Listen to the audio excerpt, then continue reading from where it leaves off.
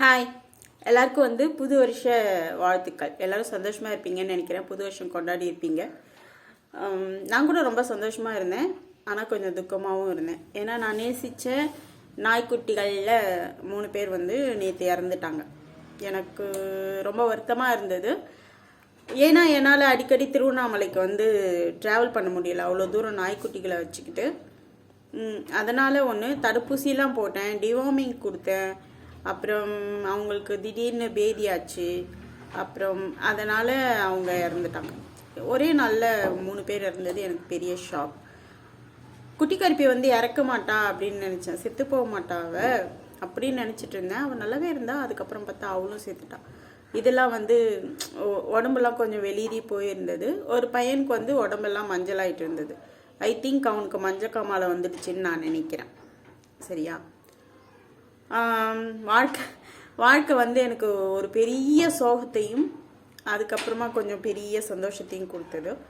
பல வருஷங்களாக கிட்டத்தட்ட 2012-13 வாக்கில் நான் அவங்க வெப்சைட்லாம் போய் பார்த்துட்டு அப்படியே ஒரு ஃபேன் பேசிஸில் அப்படியே ஒரு அட்ராக்ஷன் பண்ண ஒரு நபர் நேற்று எனக்கு கால் பண்ணியிருந்தேன். நான் கால் பண்ணல, நான் தான் கேட்டேன், நீங்கள் அவர் தானா அப்படி சொல்லிட்டு எனக்கு கால் பண்ணுங்கள், வீடியோ கால் வாங்க அப்படி சொல்லி கேட்டேன். அவர் அதிசயமாக கால் பண்ணிட்டாரு. அவர் பார்த்ததும் எனக்கு ஒன்றுமே புரியல. பயங்கர ஹாப்பி ஆகிட்டேனே, எப்படி சொல்கிறது, ரொம்ப நாள் தேடிட்டு இருந்த ஒரு பொருள் அப்படி நம்ம கண்டுபிடிச்சிட்டோம் அப்படின்ற மாதிரியான ஒரு சந்தோஷம் எனக்கு அப்படியாச்சு. அதான் புது வருஷம் ஸ்பெஷல்னா அதுதான். பாருங்க எவ்வளோ அப்படியே சிரிக்கிறேன். இந்த அளவுக்கு சந்தோஷம் அவரை பார்த்ததுமே எனக்குள்ள ஃபீல் ஆச்சு. அது அவ்வளோ சந்தோஷமாக இருந்தது. அதுக்கப்புறம் இன்னொரு வருத்தமான நிகழ்வு என்னென்னா, புது வருஷத்தில் விஜயகாந்த் இறக்கல. பட் ஆனால் அவர் இறந்து போனது எனக்கு ரொம்ப சேடாக தான் இருந்தது. ஏன்னா அவரை எனக்கு ரொம்ப பிடிக்கும். வாழ்க்கையில் ஒரே ஒரு முறைனாச்சும் நான் அவரை போய் பார்த்துடணும்னு நினச்சேன். ஆனால் எந்த முயற்சியும் எடுக்கலை. அதே மாதிரி விஜய் சேதுபதியும் எனக்கு ரொம்ப பிடிக்கும். அவர் கூட அட்லீஸ்ட் ஒரு ஃபோட்டோனாச்சும் எடுத்துக்கணுன்ட்டு ஆசைப்படுவேன். அது ஒரு கிரேஸ் தானே, அந்த மாதிரி. ஆனால் இவர் ரொம்ப வருஷங்களுக்கு முன்னாடி இவர் அந்த மாதிரி இல்லை. இந்த ஃபேன் பேசிஸ் அப்படின்னா கூட சம்திங் ஸ்பெஷல், ஏதோ ஒன்று அவர் கூட நம்ம பக்கத்தில் இருக்கிற மாதிரி, நம்ம உறவுகள் கூட இருக்கிற மாதிரி, அந்த மாதிரி ஒரு ஃபீல் எனக்கு அவர்கிட்ட இருந்து கிடைச்சிது. சரியா? அந்த மாதிரி நான் என்ன சொல்ல வந்தேன்னா, ஆண்கள் எல்லாரும் பெண்களுக்கு ஒரே மாதிரி உணர்வை கொடுக்கறதில்ல. அதனால ஒரு பெண் எல்லா ஆண்கள்கிட்டையும் பேசினா கொச்சப்படுத்திடாதீங்க அப்படிங்கிறதுக்காக சொல்ல வந்தேன். ஆக்சுவலாக அது அந்த மாதிரி பேசுறது, சேர்த்து வச்சு பேசுறதுலாம் ரொம்ப ரொம்ப ரொம்ப கஷ்டமான விஷயமா எனக்கு இருந்துச்சு. அடுத்தது இன்னொரு விஷயம் நடந்தது. இலக்கியவாணன் என்னை பார்த்து ஸ்மைல் பண்ணார். நான் ட்ராவல் பண்ணிட்டு இருக்கும்போது அந்த தம்பிக்கிட்ட கூட எனக்கு தம்பியாக இருக்க மாட்டார், மகன் வயது தான் இருக்கும். அவர்கிட்ட கூட எனக்கு பேசணும்னு ஆசை. பட் ஸ்டார்டிங் ட்ரபிள், பேசுறதுக்கு கொஞ்சம் பயம். பேசிட்டா நல்லா பேசுவேன். அதனால் அவரை பேச முடியல. நான் அப்படியே பார்த்து ஸ்மைல் பண்ணிட்டு போயிட்டேன். அது கூட கொஞ்சம் ஹாப்பி. இடையில நடந்தது, கார்த்தி நல்லா பேசினான். இப்போ சமீப காலங்களில் நல்லா ஜோக்கெல்லாம் அடிக்கிறான். அது கொஞ்சம் நல்லா இருந்தது. அந்த டீ கடையாண்ட போய் டீ குடிக்கிறதுக்கு கொஞ்சம் நல்லா இருந்தது. ரொம்ப சேடாக இல்லாமல் கொஞ்சம் வர்றவங்கள சந்தோஷப்படுத்தி பேசிக்கிறது, அப்படி ஜாலியாக இருக்கிறது, அது கொஞ்சம் நல்ல விஷயம் தானே. அப்படியே உம்முன்னு இருந்துட்டு டீ அப்படி கொடுத்தா குடிக்க முடியல. நானே ரொம்ப சேடாக தான் இங்கேருந்து போவேன். நாய்க்குட்டிங்க கூட இருந்துட்டு, நாய்க்குட்டிங்க இறந்துருக்கும், இல்லை வேறு ஏதாச்சும் பணப்பிரச்சனைகள் இருக்கும். எப்படா இந்த நாய்க்குட்டிகள் கையில் எடுத்துட்டோம், இந்த பகுதியில் எப்படி இவங்களுக்காக ஒரு நிறுவனத்தை உருவாக்குறது அப்படிங்கிற அந்த கவலைகள் இருக்கும். எல்லாத்தையும் யோசிச்சுட்டு அப்படி போவேன். அப்படி போகும்போது மைண்டை கொஞ்சம் டைவெர்ட் பண்ணி அதெல்லாம் விட்டுட்டு வெளியே வாமா, எல்லாமே நல்லா நடந்துடும், ஆல் இஸ் வெல் அப்படின்னு விஜய் மாதிரி சொன்னாலும், இல்லை இன்னொரு படத்தில் கூட சொல்லியிருப்பார். அந்த டைலாக் இப்போ டக்குன்னு மறந்துச்சு. அந்த மாதிரி யாராச்சும் சொல்கிறவங்க நிறைய பேர் இருக்கணும்ன்ட்டு நான் ஆசைப்படுவேன். அந்த மாதிரி நான் செங்கத்தில் இருக்கும்போது மைக்கேல நான் இருப்பேன். நான் எப்போ சோர்ந்து போனாலும் அவர் கூட சேர்ந்து ஒரு கப் டீ குடிக்கிறதுல அவர் கூட இருக்கும்போது நான் சைனா டீ அதுக்கப்புறம் லைட் டீ அந்த மாதிரிலாம் குடிச்சிட்டு இருந்தேன். ரொம்ப ஸ்ட்ராங் டீலாம் குடிக்கல. ஒவ்வொரு சமயத்தில் நான் ஒவ்வொரு மாதிரி டீயை வந்து குடிச்சிட்டேன். சரியா? அந்த மாதிரி இருக்கும், சந்தோஷமாக இருக்கும் மைக்கேல் அண்ணா கூட இருக்கும்போது. இந்த முறை ஏன்னு தெரியல, அவர் எனக்கு பேசலை. நான் 2 முறை கால் பண்ணேன், அவர் எடுக்கலை. ஸோ அது கொஞ்சம் சேடு. சரியா? நம்ம ரொம்ப பழக்கத்தில் இருக்கவங்க, ரொம்ப மரியாதை வச்சுருக்கவங்க, அதுக்கப்புறம் ரொம்ப நெருக்கமானவங்க நம்மக்கிட்ட பேசாமல் போகும்போது அது ஒரு வழியாக இருக்குது. அந்த மாதிரி வையவன் சார், வையவன்னா பாவலர் வையவன் ஒருத்தர் இருக்கார், அவர் இல்லை, இவர் தாரணி பதிப்பகம் வையவன். அவர் கூட சமீப காலமாக அவர் கூட என்னால் பேச முடியல. அது கூட எனக்கு ரொம்ப வருத்தமாக இருந்தது. என் கதை தானே பேசுகிறேன், அதனால். அப்புறம் கனடாவில் வந்து ஜெயபாரதன் சொல்லிட்டு ஒரு அறிவியல் விஞ்ஞானின்னு நினைக்கிறேன். அவர் வந்து எப்போவுமே வந்து எனக்கு விஷ் பண்ணிடுவார். பட் அவர் எனக்கு விஷ் பண்ணது கூட கொஞ்சம் சேட் தான். இவங்க எல்லாருக்குமே வந்து வையவன் சாருக்கும் ஜெயபாரதன் ஐயாவுக்கும் வந்து முதுமை வந்துடுச்சு. அதனால் அவங்களால என்னை வந்து இப்போ பேச முடியல. அப்போ ஆனால் அவங்க கொடுத்த அந்த ஊக்கம், அப்போ கொடுத்த ஆரம்ப கட்டங்களில் கொடுத்த அந்த ஒரு அடையாளம், எழுத்தாளருங்கிற அடையாளம், அதெல்லாம் இப்போ என் கூட இருக்குல்ல. இவங்களாம் இல்லாமல் நான் இல்லை. இந்த நிறுவனத்தை நடத்திட்டு போகிறதுக்கு அவங்க கொடுத்த ஆலோசனைகள், இதெல்லாம் என் கூட இருக்குல்ல. அது சரி, அப்படி மனசை தேத்திக்க வேண்டியதுதான். இப்போது ஒரு குறிப்பிட்ட காலகட்டத்துக்கு பிறகு வேறு சில புதிய உறவுகள் வரும்போது சந்தோஷப்பட்டுக்கலாம். சிலர் போயிடுறாங்க, வேறு சிலர் வராங்க. ஆனால் போயிட்டு உங்களோட இடத்த எப்போவுமே ரீப்ளேஸ் பண்ண முடியாது. இவங்க வேறு, அவங்க வேறு. அவங்க எனக்கு கொடுத்த உணர்வுகள், ஊக்கங்கள் அதெல்லாம் வேறு, இவங்க வேறு. அவங்களும் ஸ்பெஷல், இவங்களும் ஸ்பெஷல். பட் எல்லோரும் ஒரே உணர்வை கொடுக்கலன்னு சொல்ல வந்தேன். அந்த மாதிரி அன்வர் சார் விஷ் பண்ணியிருந்தார், அது கூட ஹாப்பி. வேறு யார் விஷ் பண்ணலை? என் ஃப்ரெண்டு, நான் எதிர்பார்த்த ஃப்ரெண்டுங்க விஷ் பண்ணல. ஏன்னா நான் வந்து நியூ இயர்லாம் கொண்டாட மாட்டேன். நேற்று போல் இன்றும் ஒரு நாள் அப்படி சொல்வேன். அந்த மாதிரி தான் நான் நடந்துக்கிட்டேன். ஆனால் இந்த சமயத்தில் எதிர்பார்த்தேன், இந்த வருஷத்துக்கு கூட நம்ம கூட யார் யார் பயணம் பண்ண போகிறாங்க, யாரோட மனசில் வந்து நான் இருக்கேன் அப்படின்னு சொல்லிட்டு. வேறு யார் wish Chandar Subramaniam sir wish பண்ணியிருந்தார், அவர். அதுக்கப்புறம் வேறு யாரும் விஷ் பண்ணல. அம்மா கூட விஷ் பண்ணல, என் தம்பிங்க கூட விஷ் பண்ணல, திவ்யா விஷ் பண்ணல, பொம்மி விஷ் பண்ணல, யாரும் விஷ் பண்ணல. சரி, ஓகேவா? சரி, விஷ் பண்ணால் என்ன, விஷ் பண்ணலைன்னு. நேற்று போல் இன்றும் ஒரு நாள் தான். ஆனால் சில எனக்கு பிடிச்சமான விஷயங்கள்லாம் கிடைச்சிது நேற்று. என்னென்னா, நெல்லிக்காய் கிடைச்சிது. எனக்கு ரொம்ப பிடிக்கும். கொஞ்சம் புளிக்கும், இருந்தாலும் உங்களுக்கு கொடுக்காமல் சாப்பிட்றேன். நெல்லிக்காய் பிடிச்சது, கம்பரக்கட் கிடைச்சிது, அதுக்கப்புறம் பனங்கிழங்கு கிடைச்சிது. 3 கிடைச்சதா? சரி, ஓகே. எனக்கு ரொம்ப சந்தோஷமாக இருந்தது. இதெல்லாம் கொடுத்தீங்கன்னா நான் சந்தோஷப்படுவேன். அப்புறமா இலந்தக்காய், இந்த இதில் போட்டு தர இலந்தக்காய்லாம் பிடிக்காது. நாட்டு இலந்தக்காய் பிடிக்கும். அதுக்கப்புறமா அந்த சீமை இலந்தக்காய் கூட பிடிக்கும். ஆனால் குட்டி கருப்பி செத்துட்டா, அது எனக்கு சேடாக இருந்தது. இப்போ இந்த பொண்ணு கூட இருக்கா, ஆனால் இவளும் எத்தனை நாளுன்னு எனக்கு தெரியல. ஏன்னா ஒரு தடுப்பூசி போட்டுட்டு வந்துட்டேன். இவளுக்கு வந்து இங்கெல்லாம் வீங்கியிருக்கு, இந்த இடம் வீங்கியிருக்கோ. ரொம்ப ஒரு லேசியாக இருக்கா, கண்ணில் வந்து பீலை தள்ளுது. நான் வந்து நாயை ரொம்ப நேசிக்கிறதுனால தான் இந்த பகுதியில், இங்கே எங்கள் ஊரில் இருக்கிற நாய்ங்களுக்கு, எங்கள் ஊரில் சுற்றி இருக்கிற நாய்ங்களுக்கும் டக்குன்னு இப்படி நினச்சா இப்படி போயிடுற மாதிரி ஒரு ஹாஸ்பிட்டலில் இருக்கணும்னு ஆசைப்பட்றேன். எப்படி சொல்லிட்டு பிறப்பை கூட தடுத்துட முடியும். என்ன, நாய்களை கூட்டிகிட்டு போய் குடும்ப கட்டுப்பாடு பண்ணி அந்த பிறப்பை கூட தடுத்துருவாங்க.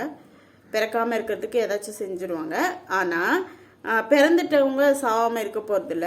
ஆனால் அவங்களுடைய அந்த வாழ்நாள் இருக்குல்ல, அந்த வாழ்நாளுக்குள்ளே இறக்கிறது தான் நான் வந்து ஒரு அசம்பாவிதமாக இறக்கிறது.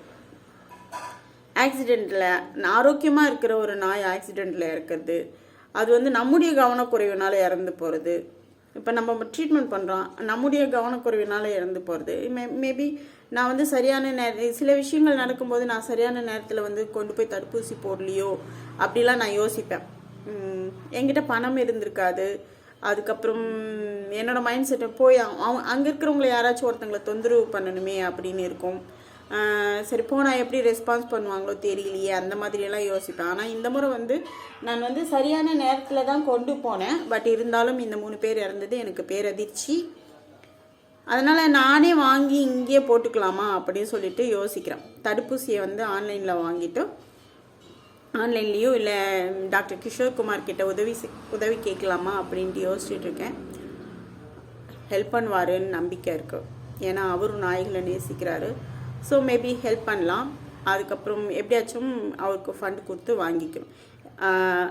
எப்படி சொல்கிறது, இங்கன்னா நாய்க்குட்டிகள் ஒரு எடுத்துகிட்டு போனால் 200 ரூபாய் பெட்ரோல் செலவோட போவோம் அப்படி சொல்லிட்டு பார்த்தேன். ஆனால் அப்படி கிடையாது. நம்ம இந்த பகுதியில் வந்து நிறைய பேருக்கு உதவி பண்ணணும்னா உங்கள் உதவியும் எனக்கு தேவை, சரியா? ஏன்னா ஒரு தடுப்பூசியுடைய விலை வந்து எவ்வளோன்னு தெரியல. ரோட்டில் நிறைய நாய்க்குட்டிகள் இருக்காங்க. உங்களுக்கு ஏன் இந்த தலையெழுத்து அப்படின்னு எல்லாரும் மாதிரியும் கேட்காதீங்க. யாராச்சும் இந்த வேலையை வந்து செய்யணும். எல்லோரும் இந்த வேலையை செய்கிறாங்களா? அடுத்தது இன்றைக்கி ஒரு ஆக்சிடெண்ட் ஆயிடுச்சு. ஒரு நாய் வந்து ரோட்டில் அடிபட்டுருச்சு. அதை வந்து வசந்தாம்மா தான் வந்து கயிறு கட்டி இழுத்துட்டு போனாங்க. பட்டு செத்துடுச்சு. அது எப்படி இழுத்துட்டு போனால், காலில் கயிறு கட்டி இழுத்துட்டு போனாங்க. அது எனக்கு கொஞ்சம் ரொம்ப வருத்தமாக இருந்தது. அவங்களால முடிஞ்ச அளவுக்கு இழுத்துட்டு போயிட்டாங்க, குறை சொல்லலை. ஆனால் அந்த மாதிரி வந்து பண்ண வேண்டாம். நாய்கள் தான் நமக்கு நன்றியுடையவங்களாக இருக்கணுமா இல்லையா? சக்கரை நோயாளிகளுக்கெல்லாம் நாய்கள் கிட்ட இருந்து தான் ஒரு மருந்து ஏதோ கண்டுபிடிச்சாங்களாம். அப்போ மனுஷங்களும் நாய்கள் கிட்ட வந்து நன்றியுடையவங்களாக இருக்கணும்னு சொல்லிட்டு ஃபேஸ்புக்கில் ஒருத்தர் போட்டிருந்தாரு. நான் ஸ்க்ரீன்ஷாட் கூட எடுத்து வச்சுருந்தேன், சரியா? ஒவ்வொரு உயிரினத்துடைய தொடர் இணைப்பில் தான் நம்ம இருக்கும். எல்லா உயிரினமும் நமக்கு தேவை. எல்லாருமே சந்தோஷமாக வாழணும். இந்த உலகம் வந்து எல்லாருக்குமே ஆனது, மனுஷங்களுக்கு ஆனது மட்டும் இல்லை. இந்த குரங்கு, பூச்சி எல்லாமே இதில் இருக்கிற உருவான வைரஸ்களுக்கு கூட ஆனது தான். என்னென்னா நம்ம தக்க வச்சுக்கிறதுக்காக நம்ம வந்து எப்படி சொல்கிறது, நம்ம வைரஸ் மற்ற விஷயங்கள்கிட்டேருந்து போராடி தான் ஆகணும். நமக்கு பாதிப்பு தராமல் இருக்கிற விலங்குகளை வந்து நம்ம துன்புறுத்தவோ இல்லை வேட்டையாடவோ தேவையில்லை. ருசிக்காக நம்ம எதையும் செய்ய தேவையில்லை. பசிக்காக நம்ம ஒரு காலகட்டத்தில் இறைச்சிலாம் சாப்பிட்ருப்போம். ருசிக்காக நம்ம வந்து நிறைய விலங்குகளை வந்து கொல்ல தேவையில்லை. நம்முடைய எப்படி சொல்கிறது, நமக்கு கிடைக்கக்கூடிய அந்த நியூட்ரிஷன் வந்து நான் தப்பு தமிழ் பேசினாலும் தப்பாக இங்கிலீஷ் பேசினாலும் பொறுத்துக்கோங்க. அந்த மாதிரி வேற ஒரு விஷயத்தில் கிடைச்சிச்சுன்னா அதுக்கு மாறிக்கிறதுல தப்பு இல்லை அப்படின்ட்டு நான் சொல்ல வரேன். அதுக்காக நீ நான்வெஜ் சாப்பிடாம இருக்கியா அப்படின்னு கேட்காதீங்க. நான் நான்வெஜ் சாப்பிட்றேன். ஏன்னா அது என் மைண்ட் செட், என்னோட மூளையோட தொடர்பு படுத்திட்டு இருக்காங்க. சின்ன வயசுலேருந்து நீ நான்வெஜ் சாப்பிட்டா தான் ஸ்ட்ரென்த்தாக இருப்ப அப்படிங்கிற மாதிரி சொல்லி நான் சோர்வு அடையும் போதெல்லாம் வந்து நான்வெஜ் தேடுறேன். அதனால் சோர்வு இல்லாதப்பெல்லாம் நான் வந்து நான்வெஜ் தரல. கூடுமானவரை என்னை சோர்வு இல்லாமல் பார்த்துக்கிறேன். மனச்சோர்வோ உடல் சோர்வோ இல்லாமல் பார்த்துக்கணும்னு நினைக்கிறேன். இதுதான் இன்னைக்கு கதை பேச வந்த டாப்பிக்கோ. உங்களுக்கும் அப்படி ஏதாச்சும் ஒரு முட்டாள்தனமான சிந்தனை இருந்தால் சொல்லுங்கள். யாராச்சும் வந்து ரொம்ப ஸ்ட்ரெஸ்ஸாக இருந்தால் ஐஸ்கிரீம் சாப்பிடுவாங்க, அந்த மாதிரி.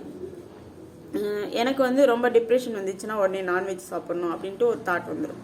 ஏன்னா அது எங்கள் தாத்தாலேருந்து எங்கள் அப்பா, எங்கள் அம்மாச்சி எல்லாருமே வந்து சொல்லிட்டாங்க. அந்த மாதிரி, இந்தா நீ டயர்டாக இருக்க, இல்லை நீ பலகீனமாக இருக்க, நீ இப்போ நான்வெஜ் சாப்பிட்டா கொஞ்சம் சரியாயிருவ, அந்த மாதிரி. இன்னொரு விஷயம், எனக்கு கீரை கிடச்சிருச்சுன்னா கூட நான் வந்து நான்வெஜ் தர மாட்டேன். வாரத்தில் ஒரு 2 நாள் கீரை சாப்பிட்றேன், அந்த மாதிரி நான்வெஜ் தர மாட்டேன். இது வந்து ஏதோ என்னுடைய மூளைப்பதிவு. அந்த மாதிரி உங்களுக்கு யாராச்சும் பதிவு இருக்கா? நீங்கள் வந்து சேடாக இருக்கும்போது ஏதாச்சும் சந்தோஷமாகிறதுக்கு ஏதாச்சும் வந்து சாப்பிட்றீங்களா? அந்த மாதிரி எனக்கு சொல்லுங்கள். எல்லாருக்கும் ஹாப்பி நியூ இயர். சந்தோஷமாக இருங்க. அதுக்கப்புறம் ஆல்கஹால் எடுத்துக்கிறவங்களா இருந்தால் இந்த வீடியோ பார்க்குறதுக்கு உங்களுக்கு வாய்ப்பு கிடைச்சிச்சின்னா ஆல்கஹால் எடுத்துக்காதீங்க. குடிக்காதீங்க. குடி வந்து உங்களை மட்டும் பாதிக்கிறது இல்லை, உங்கள் குடும்பத்தை, உங்கள் குழந்தைகளை, உங்களுடைய சந்ததியையே பாதிக்கும். ஏன்னா எங்கள் அப்பா குடித்ததுனால எங்கள் குடும்பம் பாதித்தது இல்லாமல் எங்கள் சந்ததி எல்லாமே பாதிச்சது. என் மக, அதுக்கப்புறம் என் தம்பி மக, இவங்க எல்லாருமே பாதிக்கிறாங்க. அதனால் நீங்கள் நினைக்கலாம் உங்கள் குடும்பத்துக்கு நீங்கள் வந்து ரொம்ப முக்கியம் இல்லை அப்படி சொல்லிட்டு. ஆனால் ஒவ்வொரு குடும்பத்தில் இருக்கிற ஆண்களும் அவங்களுக்கு வந்து ரொம்ப முக்கியமானவங்க. சரியா? பெண்கள் வந்து அப்படி தான் நினைக்கிறாங்க. குடித்தாலும் என் கணவன் அந்த மாதிரி. எங்கள் அம்மா அப்படி தான் நினச்சாங்க. குடித்தாலும் அடித்தாலும் பிடிச்சாலும் அவன் என் ஹஸ்பண்டு. அதனால் எங்கள் அப்பா வந்து கடைசி வரைக்கும், அவரோட அந்த கடைசி நாள் வரைக்கும் அவர் எவ்வளோ டார்ச்சர் கொடுத்தாரோ அவ்வளோ டார்ச்சரையும் அனுபவிச்சுக்கிட்டு கடைசி நாள் வரைக்கும் அவங்க கூட ட்ராவல் பண்ணாங்க. அதனால் எங்கள் அம்மாவை எனக்கு ரொம்ப பிடிக்கும். நிறைய பெண்கள் அந்த மாதிரி இருக்காங்க. அந்த மாதிரி பெண்கள்லாம் எனக்கு ரொம்ப பிடிக்கும். பெண்கள் இன்னும் துணிச்சலாக இருங்க. நான் ஒரு மகளை வளர்த்தேன் அப்படின்னு சொல்ல முடியாது. கொஞ்ச நாள் பார்த்துட்டேன். அவ கூட விஷம் குடிச்சிட்டாங்க அப்படி சொல்லிட்டு சொன்னாங்க. நேற்று ஃபோன் பண்ணியிருந்தா. ஆக்சுவலாக என்னால் நான் அவளுக்கு பேசும்போது அவள் எடுக்கலை, அவள் எடுத்து எனக்கு பேசும்போது என்னால் எடுக்க முடியல. இங்கே இருந்தவங்க 3 நாய்க்குட்டிகள் வந்து இறந்துட்டாங்க. அதனால் வந்து என்னால் எடுக்க முடியல. சரியா? அவளுக்கு வந்து யாரும் இல்லை. இப்போ அவங்க அம்மா தம்பி தான் இருந்தாங்க, அவங்க கூட இறந்துட்டாங்க. இப்போது அம்மா ஸ்தானத்தில் இருக்கிறது நான் தான். பட் என்னால் அவள் கூட அடிக்கடி பேச முடியல. அதுக்கு என்ன ரீசன்னா, நானே இப்போ தான் கொஞ்சம் டிப்ரெஷன்லேருந்து வெளியே வந்துட்டுருக்கேன். அவளுடைய வாழ்க்கை கதைகள்லாம் கேட்கும்போது எனக்கு அழுக வருது. அவளுக்கு எதுவுமே செய்ய முடியலையே அப்படிங்கிற அந்த எண்ணம் வந்தது. நம்ம பக்கத்துலேருந்து நம்மளால் எதுவும் செய்ய முடியல. ஆறுதலாக பேசுகிறதும் ஒரு நல்ல விஷயம்தான். எப்பவுமே பேச முடியல என்னால். ஏன்னா பேசினா அவங்களோட அந்த நெகட்டிவ் ஃபீல், அந்த நெகட்டிவ் தாட் எல்லாமே எனக்கு வந்தது. உலகம் ஏன் இப்படி இருக்கு அப்படின்னு சொல்லிட்டு புலம்ப ஆரம்பிச்சிடும். இருக்கிறது கொஞ்ச நாள் வாழ்க்கை, சந்தோஷமா இருக்கணும்னு நினைக்கிறேன். அதனால் தவிர்க்கலை. என்னை திடப்படுத்திக்கிட்டு அதுக்கப்புறமா நான் பேச ஆரம்பிக்கிறேன். யாராக இருந்தாலுமே எங்கள் அம்மா கூட அடிக்கடி என்னை காயப்படுத்திடுவாங்க. அப்படி இருந்தாலும் அவங்கள தவிர்க்க மாட்டேன். என்னை திடப்படுத்திக்கிட்டு நான் அதுக்கப்புறம் பேசுவேன். நான் என்ன ஃபர்ஸ்ட்லாம் பயங்கரமாக சண்டை போட்டுட்ருப்பேன். இப்போ அந்த பழக்கம் வந்து கொஞ்சம் குறைஞ்சிருச்சு. நீங்களும் யார் கூடவும் சண்டை போடாதீங்க. மொழியை வந்து சரியாக பயன்படுத்துங்க. நம்ம பேசுகிற மொழி அவங்களுக்கு புரியாததுனால தான் அந்த சண்டை சிச்சிரும். இதுவும் ஒரு மொழி தானே, சொல்லாமலே புரிஞ்சுக்கணும். விளக்கங்கள்லாம் வந்து தரக்கூடாது. அந்த மாதிரிலாம் யாரும் சொன்னாங்கன்னா அதை நம்பாதீங்க. நீங்கள் விளக்கங்கள் தரணும். நீங்கள் ஏன் இது பண்ணீங்கன்னு விளக்கம் தந்தால் தான் அவங்களுக்கு புரியும். சரியா? எல்லாருமே வந்து ஞானிகள் கிடையாது. இந்த உலகத்தில் இருக்கிற எல்லாரும் ஞானிகள், புத்திசாலிகள் அப்படிலாம் கிடையாது. என்ன மாதிரி வந்து ரொம்ப பேதமையோடு இருக்கவங்களும் இருக்காங்க, அறியாமையில் இருக்கவங்களும் இருக்காங்க. ஒரு குட்டி வட்டத்துக்குள்ளே இருக்கிறவங்களுக்கு உலக விஷயங்கள் எல்லாமே தெரியாது. அப்போ எனக்கு இப்போ வந்து நான் அந்த மாதிரி ஃபர்ஸ்ட்லலாம் வந்து கேட்கறதுக்கு தயங்குவேன் இந்த விஷயங்கள், இது என்ன ஏன் அப்படின்ட்டு. அதுக்கப்புறம் பொது வெளியில் உரையாடுறதுக்கு கூட தயங்குவேன். 4 ஆண்கள் மத்தியில் நான் போய் நிற்கணும்னா கூட தயக்கமாக இருக்கும். இப்போ வந்து அதெல்லாம் அந்த இதெல்லாம் உடைக்கணும் அப்படிங்கிறதுக்காகவே நான் வந்து டீ கடைக்கெலாம் போக ஆரம்பித்தேன். யாராச்சும் கூட துணைக்கலைன்னா எங்கேயும் போய் நான் டீ குடிக்க மாட்டேன். அந்த மாதிரிலாம் இருந்தேன்.